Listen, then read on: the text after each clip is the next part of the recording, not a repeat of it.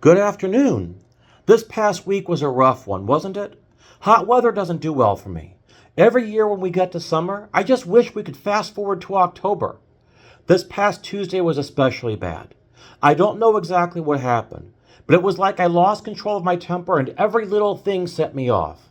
I probably owe a lot of apologies, and I'll deal with that in private on a case-by-case basis. Yet there's a teachable moment here, because the entire foundation of spiritual practice is built on self-mastery, and I blew it big time. In fact, this is the purpose of the entire moral teaching, to help the individual cultivate self-mastery, which in turn prepares the soil of the soul for bearing spiritual fruit. And a microcosm of this is found in today's gospel reading about anger at one's brother. Let's take a step back and consider the 7 deadly sins.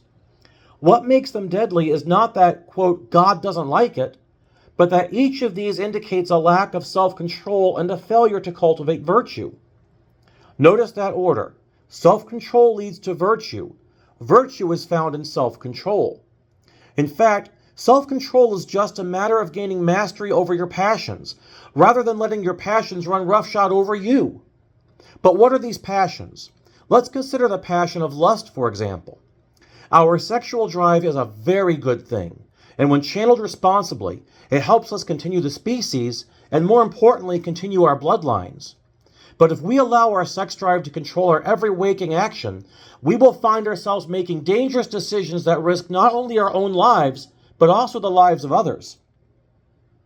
And I'm not just talking about disease. I'm not just talking about getting robbed in some dark alley. I'm not just talking about some stalker finding out where you live. You're also playing a game with the lives of any offspring who might come into the world thanks to your activities.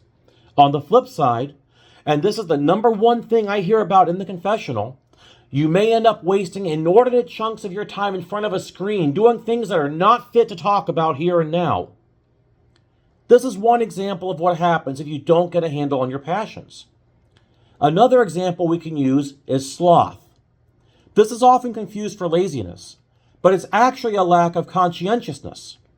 To be conscientious is to pay attention to what you do with your time and make sure that you get the most productive use out of it possible. However, we can't keep this up all the time, and we all need a break sooner or later. Sloth enters the picture when taking that break becomes the main thing you do with your time. If sloth is taken to an extreme, then it makes us a thief living off the labor of others. The Bible says that if we don't work, we don't eat. We are called to be producers, not to steal the resources that others produce to feed their own families. And when we do fall into sloth and live off of other people, as time goes on, we learn that dependency creates resentment on both sides, as well as disharmony in our relations with our fellow man. We want to develop independence insofar as we are able. It is absolutely necessary that we get a handle on our impulse to avoid work and self-improvement, if we want to avoid being dependent, resented, and resentful. I can go on, but it should be obvious how the 7 deadly sins provide us with a roadmap for getting control over our passions and building the foundation for a better life.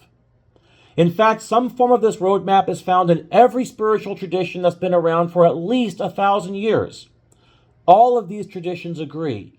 If you wish to advance in your spiritual life, you first have to outgrow degeneracy in your mundane life. So how do we acquire self-control? It's not always easy, and in some areas it can be almost impossible. Some of us have an overactive sex drive, for example. Some of us have an urge to punch everybody we see. Some of us just can't get ourselves out of bed in the morning.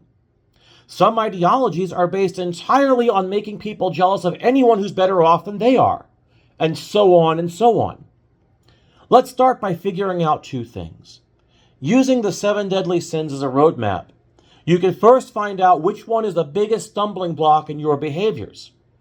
The next thing to do is find out how this is playing out in your life. Is it driving you towards taking risks and confrontation? Or is it driving you towards wanting comfort, security, and being as far away from confrontation as possible? This is different for every person, and there might be more than one answer. If that's the case, then pick the one to give the higher priority and work on it first. Observe yourself. Observe your behavior. In fact, this will be a lot like what I said about self-awareness a few weeks ago. Because if you're not self-aware, you cannot gain self-control. So what you want to do is become aware of two things. You want to gain a clear picture of how you'll behave once this tendency is overcome, and you want to write down how many times you missed the mark. This could be how many times a day, a week, a month. It depends on how often it's happening. The trick here is that you want to force your conscious mind to pay attention to it, which will usually draw the subconscious mind into paying attention and reprogramming itself. In some cases, you might need the help of a confessor, a spiritual director, or maybe a psychologist if you're dealing with an issue that calls for one. Only you can make that judgment call, though getting feedback from friends and loved ones can be helpful too. Another thing to do is make an inventory of where these behaviors have led your life, and where you'd be now without them. For example, if you'd been working on your first startup instead of playing video games all day, where would you be? If you had focused on developing your spiritual life rather than staring at adult sites on your phone, where would you be? The idea is to recognize whether you're sabotaging yourself and then make the resolution to stop. Lastly, you have to develop the willpower to tell yourself no. This is the hardest part, and relapses may be inevitable. If you relapse, just recognize that you're missing the mark, be compassionate with yourself, and make a note whether there are any external circumstances that might be involved. For example, my experience last week had the circumstance of a massive heat wave, while your experience might have the circumstance of extra stress at work or any number of other factors. Mark this down on a calendar or in a journal and resolve to overcome it. Do not hesitate to rely on prayer and asceticism because these will help you. And in fact, you should work towards establishing a solid devotional life and sticking with it. Persistence is the key here, even if it takes years. I believe in you. God believes in you. The saints believe in you. And several of your ancestors and loved ones believe in you too.